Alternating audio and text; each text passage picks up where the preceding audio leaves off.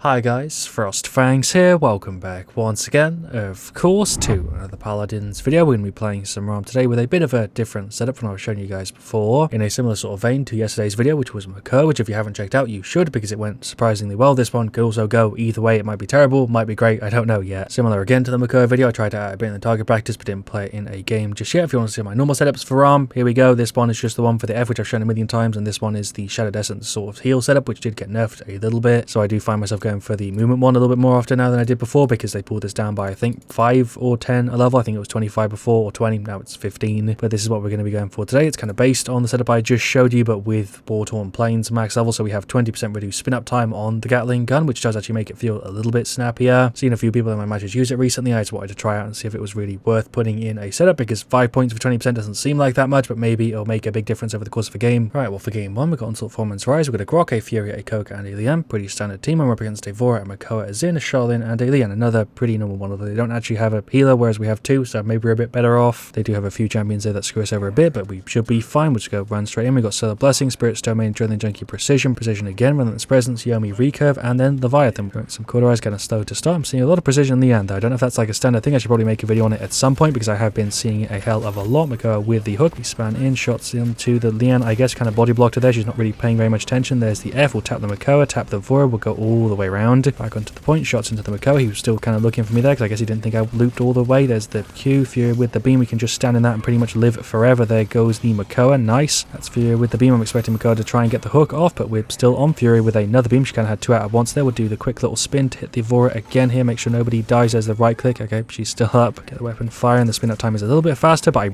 so far I'm not really noticing that big of a difference that it's really worth putting any points into, because 4% level, but it just doesn't feel like that much. Double tap with the F. I guess we can just try and hit her again here. There we go. We'll pop the right click. No animation, but that's fine. She's gone, or it's just here. We'll get the spin up. That did feel significantly faster that time for some reason. She's gone. There is a right click. Get a couple little taps on the Makoa. He's poking me. Seems like every time that Makoa's hooked me so far, he's just made his life worse. But there's the F. We pop the Q. Thank you, team, for the heals. Got a double tap on those two guys. I do have the ultimate up. Should I go for it? Shots here to the Zim. We nearly finished off the Charlene as well. I'm just going to go ahead and pop the ultimate, because it seems like a pretty good time to use it. That is a double stun. Got rid of the Lian. Makoa's going for the hook. We should be able to actually shred him here. There we go. He's actually gone. Well done, Kogi's doing pretty damn good work. We'll do a quick little spin to go around again. There's another tap. Still feels like the wind up takes a pretty damn good amount of time. I don't really feel like so far it's worth putting 5 points into. I reckon if it was like 5 or 6%, then maybe you'd see it kind of regularly, but right now it just doesn't feel like it's worth the points. I feel like it's just because you use the right click so often when you're like engaging in a fight, it just doesn't really feel like you need it. But there goes the Makoa. Let's go rid of the Liam. Don't really know how to explain it. I feel like if I fire and then I stop firing, I can go back to firing a little bit quicker, but I don't feel like that's really worth putting 5 points into a card for, though. The Charlene here is definitely dead. We're kind of melting him here. Charlene should definitely be dead. He's trying to go back up the elevator, but tap the Makoa with the F. He should be gone. He's in the middle of like everybody here, so there's no way we should get rid of anybody. Okay, there is the ultimate. See if we can get the Makoa with it. Nice, but so far the only benefit I'm really noticing with the setup is that I can reposition a little bit faster when I like stop firing and want to move up, whatever. Fury beam there, absolute god tier. Vora with the execute, but that isn't going to work. There is the F. We'll tap the Liam. We'll go around, see if we can hit the Vora as well. Okay, Liam's gone. Sean's on like nothing. Is he going to spin, or is he just going to go for the ult? Okay, yep, sure, he's going for the hook. That doesn't even really matter. I'm just going to fight against him. Fury with the beam, or might as well go ahead and pop the ultimate. That's a free kill on Lian. Went through his shield, just more shots into him. Fury again with the beam, but I think that was the earlier one. There's a tap, and we'll just go on the elevator. Coca going for the ultimate. That was another pretty heavy team wipe there. I don't know how we were losing it at the start, and we've now like doubled their score. I've got 3,400 credits. Definitely kind of fried. It's really late when I'm recording this one, but the healers have been doing such a great job on my side that I've really not died very much at all, even though I've not been playing very well. There goes the Koa. We've got a tap. There's another one. Pop the right click. Hello, Zin. You're going to just go for your thing. There's an ult onto the Liam. There goes the Zin as well. 399, and there is the victory. That was a pretty good showcase for Raum, although not really that good of a showcase for their setup. I didn't even really notice it that much. Like I said, sometimes when I was repositioning, it would be slightly faster, but really not worth putting points into, in my opinion. Fury did a really good job there, so did the Grok. The Lian did solid there as well. Koga didn't do as good as I thought he did there, but he still didn't do a bad job. Then Makoa had a bit of a hard time, but he did try and play the objective there. Their Zin did fine. Their Charlene did pretty good. Their Lian actually has a bunch of deaths, but didn't do too bad. Then their Vora struggled a little bit. We'll go ahead and recoup for another one. Bit of an uneven game. I feel like me and Fury there were kind of the difference makers, but the rest of the team were also doing a solid job, especially the Lian. And yeah, I feel like I got most of my thoughts out just there in that first one. Maybe it'll be a little bit different here in game two. We'll see. Maybe it will depend on the situation. If we're getting CC'd a ton, I don't know. I reckon if it was a higher percentage, it would maybe be worth going for. But even then, just because of how often you use the right click at the start of fight and how kind of rare it is that you stop firing entirely, I just don't really know why you'd really go for this. And I've been seeing it a lot, which is why I'm trying to find out for myself, but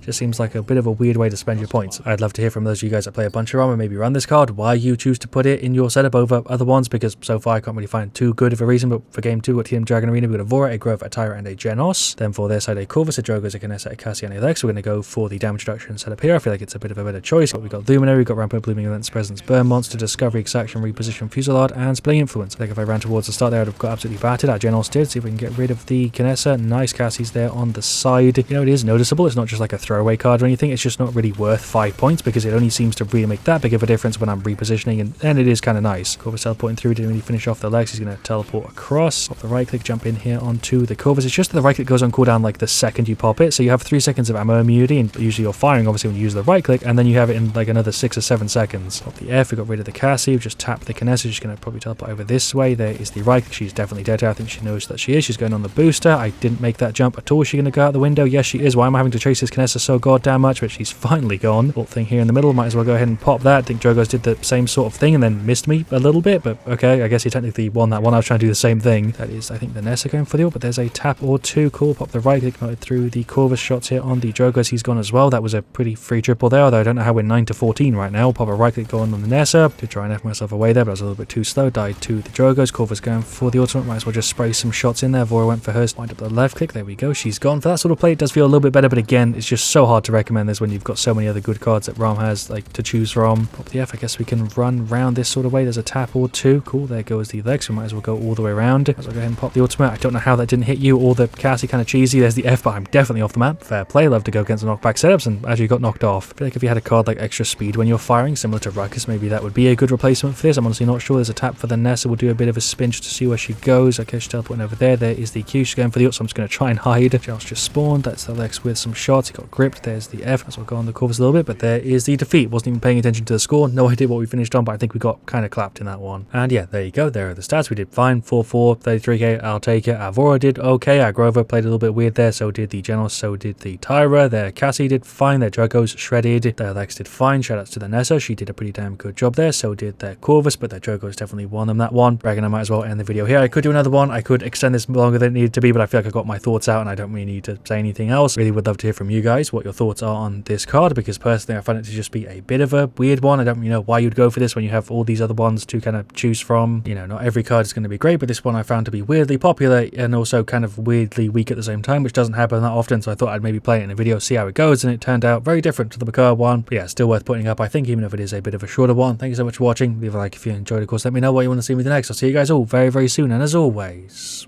stay frosty.